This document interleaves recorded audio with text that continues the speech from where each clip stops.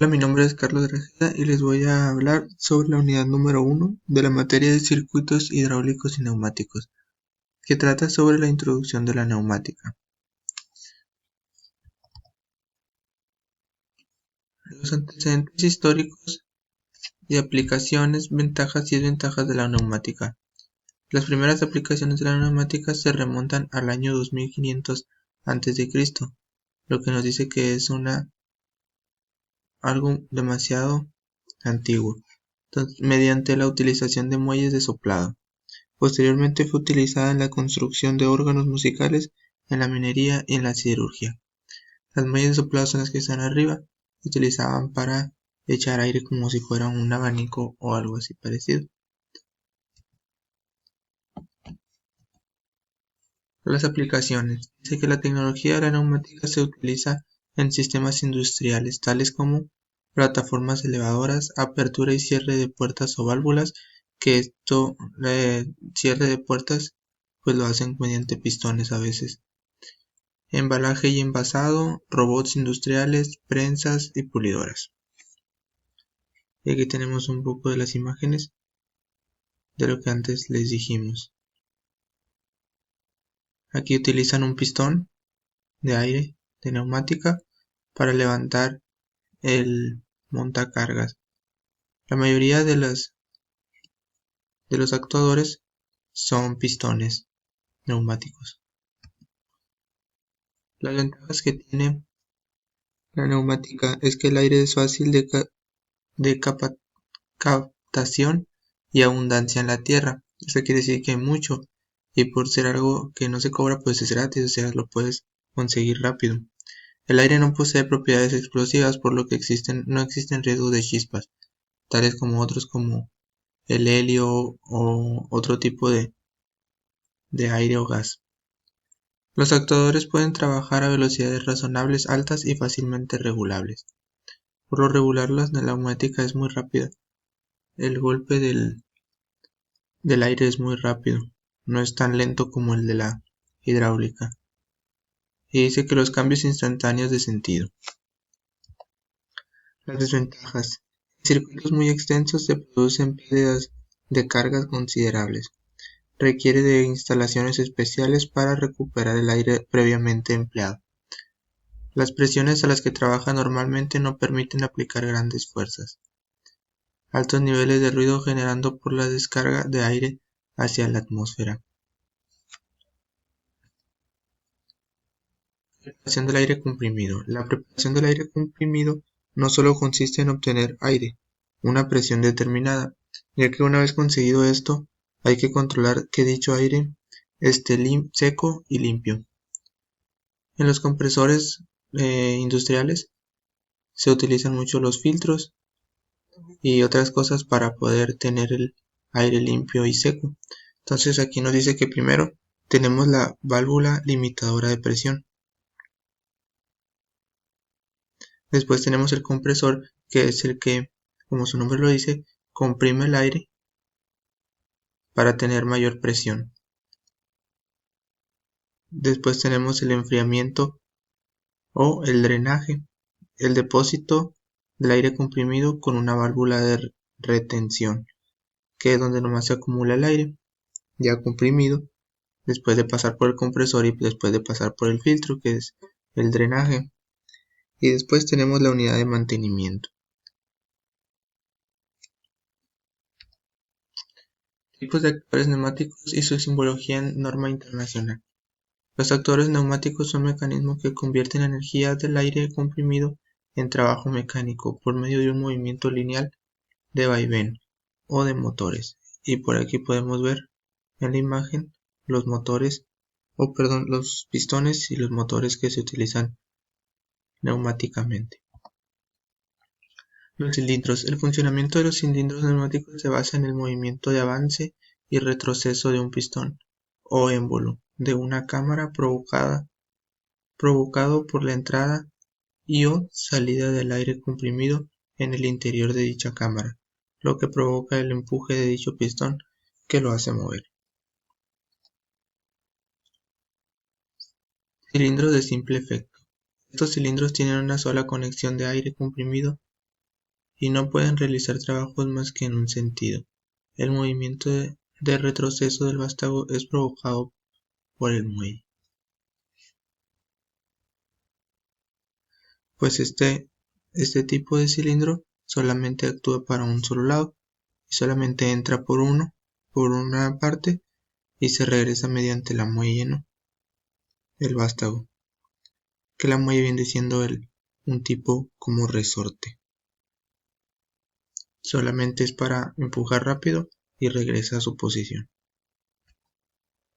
El cilindro de doble efecto dispone de dos conexiones. Si el aire entra por una de ellas, provoca el avance del vástago haciéndolo salir, y si entra por la toma opuesta, provoca el retroceso del vástago. Pues si entra por un lado, lo hace en un sentido, y si entra por el otro, lo hace para el otro sentido. Tipos de válvulas neumáticas y simbología en norma internacional. La válvula neumática es un dispositivo de regulación y control para la presión y caudal del aire comprimido. Las válvulas se encargan de distribuir, dirigir o bloquear el aire. Cuando se corta el paso de aire, se accionan los actuadores.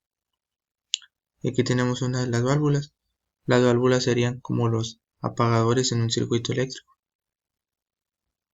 que dejan pasar el aire o no lo dejan pasar, pero también puede haber de las que dejan pasar una cierta cantidad de aire o que el aire lo hacen ir por otra parte a la que normalmente se debería dirigir. Las válvulas de distribución. Estas válvulas hacen posible el control de los motores y cilindros, los actuadores, de modo que inician, paran y dirigen el aire a través de las diferentes tuberías de las instalaciones. Existen diferentes tipos de válvulas de distribución: válvulas de 2 a 2, válvulas de 3 a 2 y válvulas de 4 a 2.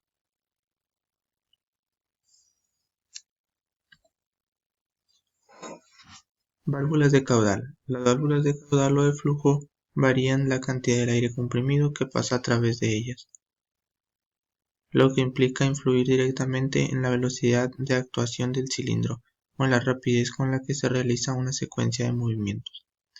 Las válvulas de estrangulamiento regulable y las válvulas de estrangulamiento o estrangulación regulable con antirretorno.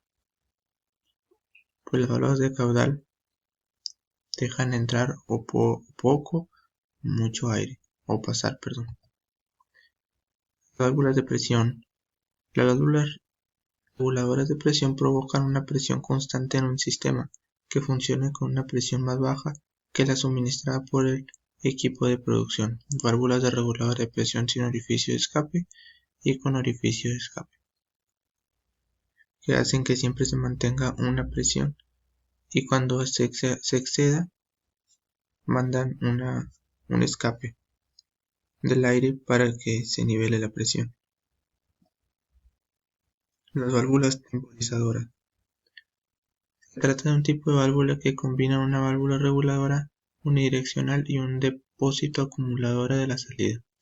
Mientras el aire está acumulándose, el depósito no ejerce presión suficiente sobre el siguiente elemento, por lo que retrasa la señal. Y aquí tenemos un circuito básico de control neumático.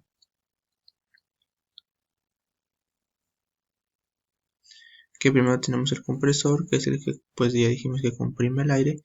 Después tenemos un acumulador, tenemos la unidad de mantenimiento, tenemos una válvula para dejar salir o frenar el paso del aire. Tenemos una tubería flexible, pues la tubería está por todo el sistema. Y ahora último tenemos un actuador, que es el cilindro. Aquí tenemos el termómetro que nos indica el calentamiento del aire comprimido, y tenemos el manómetro. El manómetro es lo que nos indica el nivel de presión del aire que está dentro de este depósito, y la válvula limitadora de presión, que es la que nos dice cuánta presión es lo que va a aceptar este de este depósito. Y por acá abajo tenemos un purgador, que el purgador es solamente para sacar el aire, y a veces se purgan para poder sacar aceite o agua que tenga dentro del depósito, que entró o que no pasó por el filtro. Aquí faltó el filtro todavía, que pasó, pudo atravesar el filtro, como la humedad y todo eso. Los cálculos y selección de un equipo neumático. Selección de compresores. Para elegir correctamente el tipo de compresor más apropiado del proceso es preciso conocer el consumo total del aire comprimido, que es aquel que resulta de sumar el consumo de todos los equipos neumáticos conectados a la planta, trabajando en pleno rendimiento. Esto es factor de carga es igual a consumo del aire en 24 horas por el máximo de consumo en 24 horas. Aquí nos dice cuál es el rango de uso de los compresores. Se puede dar de un criterio para seleccionar el compresor mediante la obtención de la potencia requerida. Para ello se ha de disponer de los caudales de entrada y de salida. Por tratarse del flujo comprensible, dichos caudales no son iguales, por lo que la fórmula de cálculo de la potencia sería: trabajo es igual a P2 por Q2 menos P1 por Q1, donde la presión de salida P2 sería el resultado de la suma de la presión requerida para realizar un efecto útil más las correspondientes pérdidas de carga y presión de la entrada. P1, que habitualmente será la atmósfera, a menos de que el compresor aspire el aire de una sala o un depósito a presión. Selección de depósitos de aire comprimido. Es importante tener en cuenta que el tamaño del depósito también influye en el acondicionamiento del aire, ya que gracias a la superficie de este, el aire además se refrigera adicionalmente.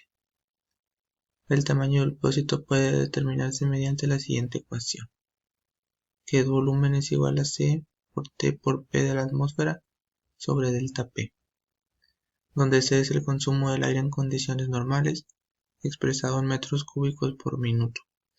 T es el tiempo requerido para el llenado del depósito, y delta P es presión máxima menos presión mínima, es la variación de la presión máxima y del mínima en dicho depósito. Y la generación y aplicación del vacío. El vacío es el estado en el que un gas, en el cual su densidad parcial en sus partículas es inferior a la de la atmósfera de la superficie terrestre. Por norma en neumática se indica la presión como sobrepresión en relación a la presión ambiente. Ello también requiere decir que el vacío siempre se indica con un valor negativo, medido con respecto a la presión del ambiente. Y tenemos las fechas bibliográficas. Eso sería todo de la unidad número 1. Muchas gracias.